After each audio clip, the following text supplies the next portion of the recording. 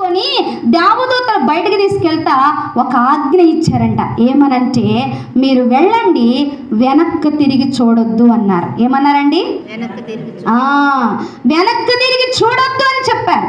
మీరు వెళుతూ ఉన్నారు ప్రియ దేవుని బిడ్డలారా. వెళుతూ ఉండగా లోతు భార్యకు ఒక ఆలోచన వచ్చింది. ఏమనంటే, నిజంగానే కాలిపోయిద్దంటావా? ఏమండి, స్త్రీలకి అనుమానాలు ఎక్కువ కదా, అనుమానాలు ఎక్కువ. ఆదిమ కాలంలో అవ్వ మోసపరచబడింది కానీ ఆదాము మోసపరచబడలా. ఏమండి, ఆదాము ఒంటరిగా ఉన్నప్పుడు సేఫ్గానే ఉన్నాడు. ఎప్పుడైతే అవ్వమ్మ వచ్చిందో ఆమెలో ఉన్నటువంటి వీక్నెస్ని శత్రువు కనిపెట్టాడు. ఇది నిజమా అని ఒక్క ప్రశ్న వేశాడు అంతే. ఆ ప్రశ్నతోటి అవ్వమ్మ చెడిపోయింది. ఏమండి, ఈ రోజున కుటుంబాల్లో మనం కూడా కూల్చుకునేది ఇంతే. పక్కన వాళ్ళు వచ్చి నిజమేనంటావా, ఇది జరిగిందంటావా, ఒక్క అనుమానం పెట్టారంటే చాలు, ఉన్నదాన్ని కూడా ఓడగొట్టుకునేటువంటి తల్లులు ఎంతోమంది ఉన్నారు. ఏమండి, కుటుంబాలను పాడు చేసుకునేటువంటి వారు ఎందరో ఉన్నారు. ఆ రోజున లోతు భార్య తన జీవితంలో సాక్షాత్తు దేవదూతలు సెలవిచ్చినప్పటికీ కూడా, వెనక్కి తిరిగి చూడొద్దు అని చెప్పినప్పటికీ కూడా పరిగెత్తుతున్నారండి.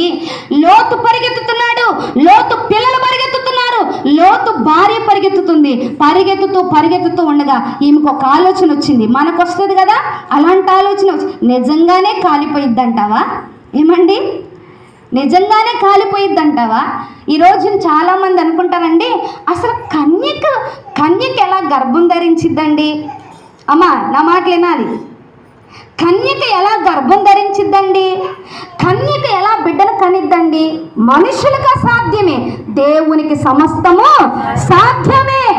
ప్రియ దేవుని బిడ్డలారా, దేవుడే చెప్పాడు మరియ దగ్గరికి వచ్చి, దయాప్రాప్తురాలా, నీకు శుభము, ఈ లోకమును ఏలేటువంటి రారాజు నీ గర్భవాసమును ఉద్భవించబోతున్నాడు అంటే, వెంటనే ఆమెన్నది, అయ్యా, నేను పురుషుణ్ణి ఎరగని దానిని, ఇది నాకు ఎలాగ జరుగును అంటే, అప్పుడు దేవుని దూత అంటుంది, సర్వోన్నతుని యొక్క శక్తి నిన్ను కమ్ముకొనును, పరిశుద్ధాత్మ వలన నీవు గర్భము ధరిస్తావు, ఆ ఇమ్మానుయేలు అనే పేరు ఆయనకు పెడతావు అని చెప్పి దేవదూత అలనాడు కన్య అయినటువంటి మరియతో మాట్లాడింది.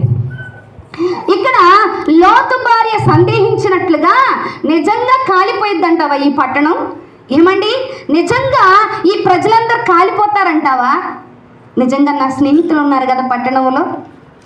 ఏమండి, చాలామంది ఇంటి దగ్గర ఉంటే చాలు కూర్చుంటారు, ఇంకా ముచ్చట్లు పెట్టుకుంటారు.